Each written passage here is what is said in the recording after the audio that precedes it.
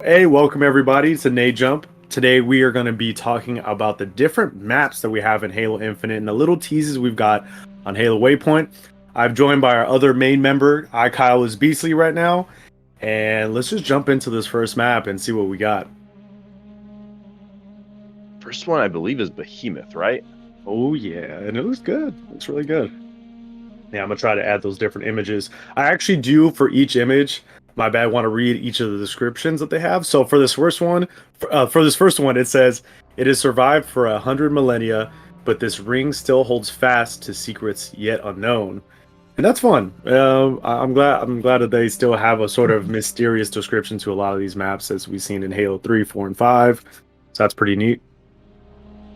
It sounds like the kind of map descriptions you would get from like Halo 2 or 3. Because in Halo 1, Bungie was very like joking. Like, for instance, the map Chill Out, the description read, dude, you really need to ... So it's like they really, and then Halo 2, it just got all serious. It's all lore based. And I think that's what's really cool about it. And Behemoth as a map, by the way, I'm going to say what everyone was thinking, what me and you were thinking.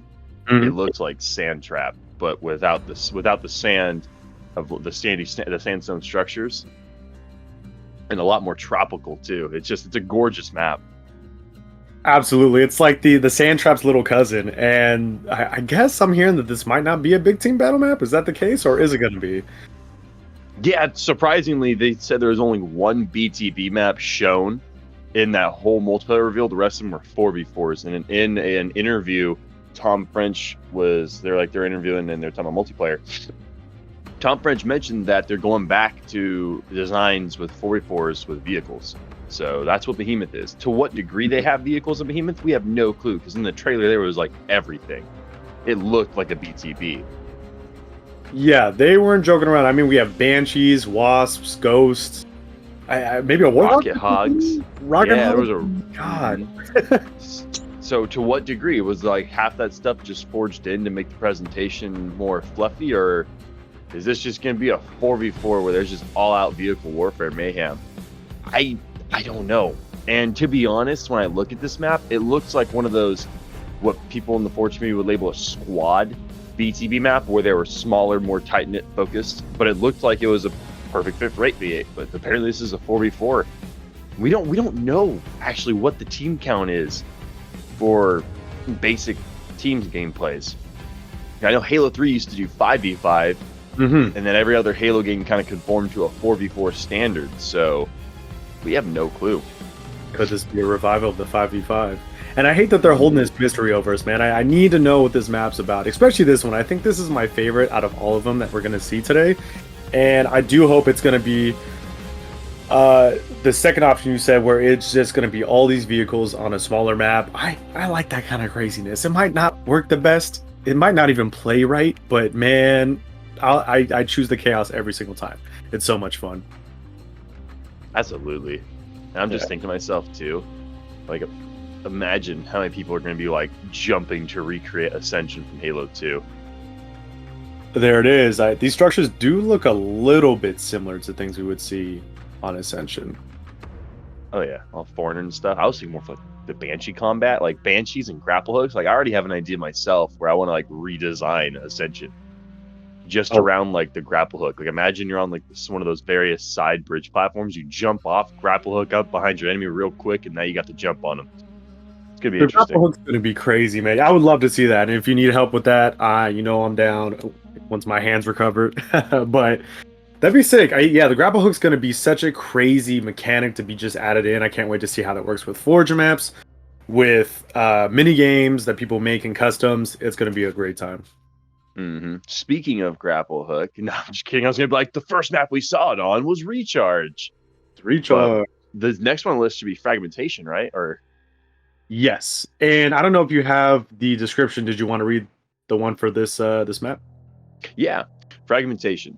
Now more than ever, Installation 07's scenery surfaces belial a deeper strain and conflict.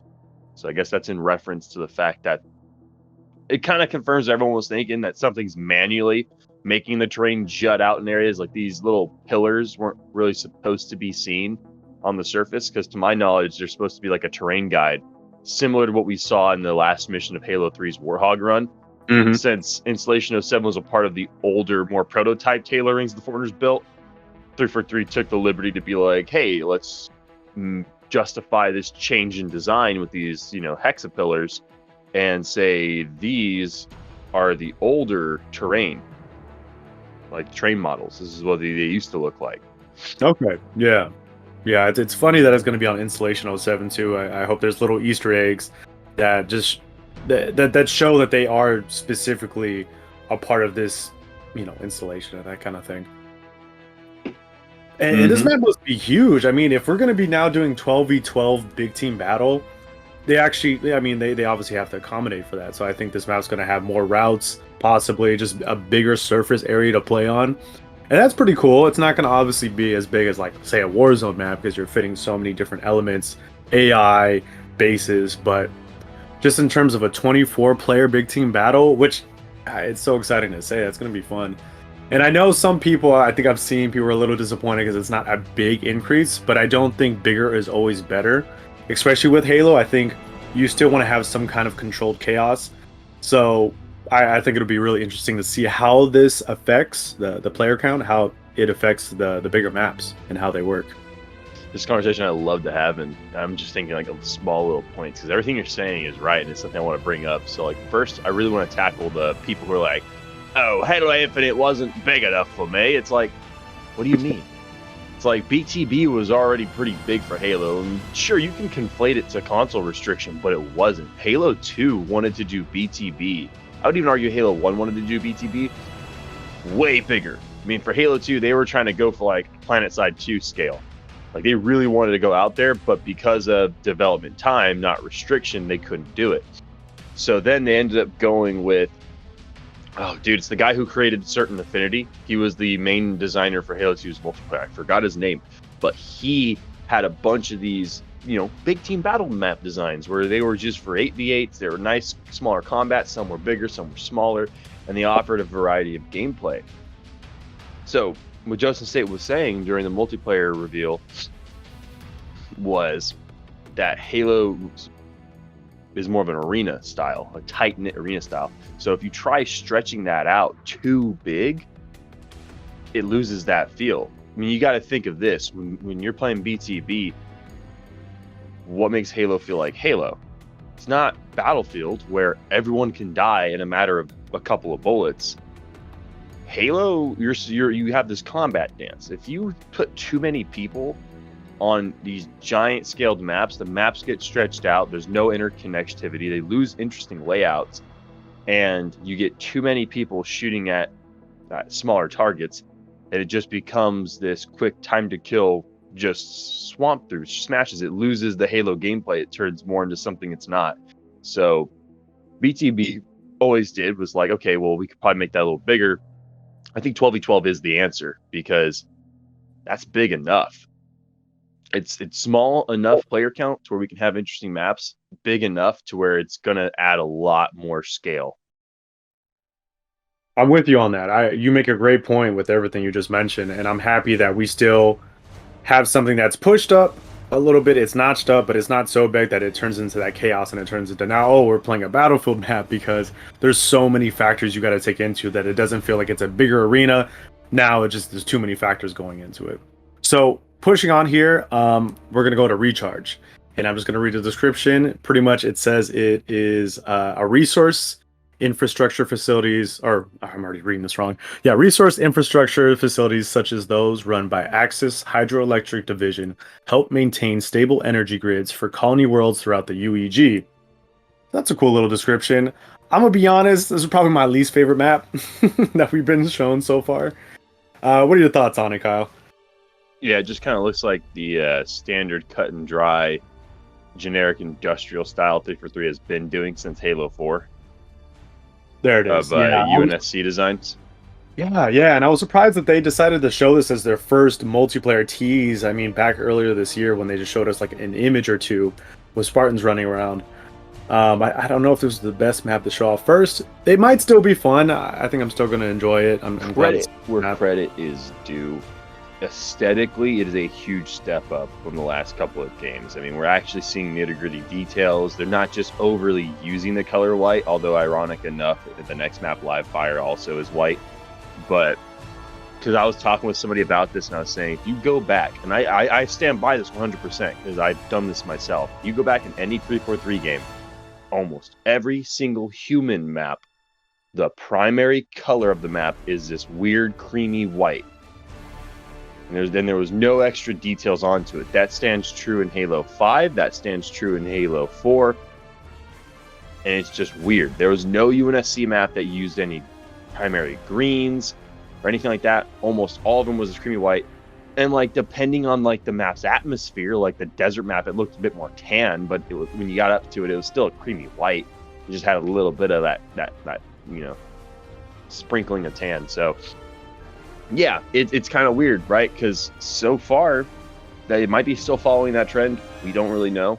A lot of this map does use gray walls and stuff like that. It's a lot more intricately textured, a lot more detail with the texturing, so it doesn't look as bland as generic.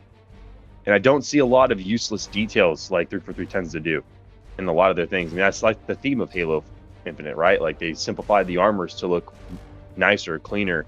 Simplified the foreigner architecture to go back to the elegant shapes rather than overly detailed light bars. So I would argue that it might be a good thing that they showed this off first, because you could compare it to some of their old stuff and be like, okay, they definitely refined and added those nice details where we needed them. Yeah, that's a good approach. I think that's more optimistic, and I do agree with most of it, because there was too many creamy whites, like you said, and I'm still getting PTSD from the Warzone maps that use the same structures for all their main bases. It was like the same thing every single time, and they were like, their primary color was that creamy white. But okay, let's move on to the next. And if you will read the description for the beautiful Live Fire, which I think looks amazing. Ooh, Live Fire. Instructors at the Avery J. Johnson Academy of Military Science ensures their Spartans are prepared for any challenge that a hostile galaxy throws at them. Man, reading it like a voice actor, that was good, man. What? That was sick. I know, I had to, dude. It's talking about Johnson. Are you kidding me? Yeah, and I want to give you props because you actually pointed that out when we first saw the trailer and emotions were high and I could barely focus on details. You spotted that it said that this was dedicated to Johnson, so that was a really good spot on your part. The one spot, and everyone picked up on it days later. But yeah, the day we watched that, I looked back and I was like, I paused it on the screen where they were shooting the dude with the shield. Like, I want to know what that word says back there, and I'm like, that says Avery J. Johnson Academy of Military Science. Yeah. No bullshit. They just memorialized our most favorite Halo character in a multiplayer map. Oh, man. My guy. I was like, how did you even spot that? What? And I wouldn't even be surprised if all the Halo chick streamers like this map a lot, because my man knows what the ladies like. Right, you dumb. I did not know where that was going. I was like, what are you about to say? No, that was fantastic. Nope. It was strictly a Halo 2 joke. Do not cancel us. I do feel like most Halo players know what that is, though. Yeah, they'll if they don't, then they just, Jesus, man. They might be too young. They might be too young. Go back and play Halo 2. I promise you. If you have to do it in the anniversary, do it in the anniversary mode. But Halo 2 is a great game. Yeah, I think this might end up being one of my favorite maps that we play. I just love the look of it, and it kind of reminds me of what a Reach outpost would look like as a multiplayer map, and it kind of reminds me of that place you go to in the beginning of the Reach campaign where you meet Noble 6 meets the team and stuff and all that. And I know, like Highlands from the DLC, the one with the Covenant glassing. Yeah, definitely that too. And you have those beautiful ice cap mountains in the background for the map too. So this is, I think, going to be one of my favorite ones, and I think it might have a really fun layout. The cooler part of this map, by the way, is the whole like academy training area. It takes place outside of this map, technically. Oh, that's neat. So I have no clue if this map is strictly tied to the tutorial or if they did take the actual map portion and make it the map. But that area where you're walking around, it's like, hey, go shoot over here, shoot these targets, walk through this entrance with all the flags. That takes place at the Avery J. Johnson. Oh, that's a really cool addition. I'm excited. Even though the academy is going to just be like tutorial stuff, I I'm still excited to try it out and just see if there's unique areas, like you said, in the academy, or if it's tied to this map. It does look like, from what I've seen, the academy will have unique spaces in this academy, so we'll see what happens. I'm excited. And now for the last one that we both love. All right, so Bazaar. So it reads, the East African Protectorate's plan to rebuild the glassed urban core of Mombasa was ambitious and expensive. For Project Rebirth, investment by the UEG and UNSC activity at the nearby Voi accession has revitalized some sections of the metropolis. Man, yeah, Big mouthful, but yeah. It's a tasty one. Tasty one, you yeah. almost can't chew it, dude. You almost can't chew it, but yeah, because it's basically talking about how, like, hey, these people were trying to rebuild Mombasa, and like half of Mombasa got turned into a giant crater to unveil that portal to the Ark in Halo 3. And it's so funny that this is like a huge Halo 3 reference while simultaneously being a big Halo 2 reference, because in Halo 3, obviously, you never go to Mombasa, but you go to Voi, and you see the crater of Mombasa. But in Halo 2, you were in Mombasa, and that's what this is. I think that's why a lot of people like this map, is because it's a Halo 2 map with Halo 3 lore exposition, and it's amazing because of that. But yeah, man, this is good. I actually originally thought this was a turf remake, and you're like, nah, man, it's not. And you're right, it's not a turf remake, but it definitely has inspiration, and it's really cool to see. And it's fun because we don't get a lot of urban maps like this that truly feel urban in Halo, and we haven't seen this kind of thing in a while, because I feel like the map from Halo 5, which I'm blanking on, but the one in like the Green City downtown area, it didn't feel right. Oh, Plaza, yeah, there was something about that map. It didn't feel right. It didn't feel like an actual urban map. And this one, I don't know, it's there, we're in the city, it's a great atmosphere and stuff, and I think they're going to deliver really well on this map, and this is going to be one that we're going to have a fun time with. Which is funny, because Plaza, I think universally people agree that was the best dev map, but I would agree aesthetically, layout wise, I never got an urban map out of it. Like, obviously they tried their damnedest to aesthetically make it an urban map, but the overall layout of it, I wasn't feeling it either. It just felt like an arena map just with a skin slapped on it. And I guess that's what all maps are, but I don't know, look back at 343's map Landfall, just so I don't make too many drawbacks to Bungie, so people don't call us like Bungie lovers, but look at Landfall, one of my favorite Halo 4 maps. It was a city area, right? It was like a little garage in a downtown port area. And don't get me wrong, some of the buildings just felt like weird buildings to just shoot out of, but majority of that layout was a believable, hey, this is like a dock, a shipping exporting dock, and it just fit perfectly. It felt like what it was intended to be, and it's more comparable to Halo 3 Longshore in that regards, but it was good. It was a good map. Perdition, not so much. I feel like Perdition didn't really feel like a city map, but I guess it wasn't trying to be either. It was trying to be like the city's core. So, I mean, hey, it fit that theme pretty well. It did, and you're right. Plaza doesn't feel like a real location. You're finding an arena map. You're fighting an arena map that looks and feels just like an arena map. This is going to be an arena map, or casual map that feels like it's in a real location. I think there's something weird that they did with their aesthetic sensibilities in the last two games. But Landfall was an exception. I agree. Landfall did feel like an actual, real, authentic location, and we're coming back to that with Bazaar, and I could not be happier. Well, cool, man. Let's wrap it up there. Thank you guys for watching. Remember to like and comment. It helps this channel out. We're just starting out. It'd be awesome. Subscribe if you want to see more Halo content, and frag out. Frag out.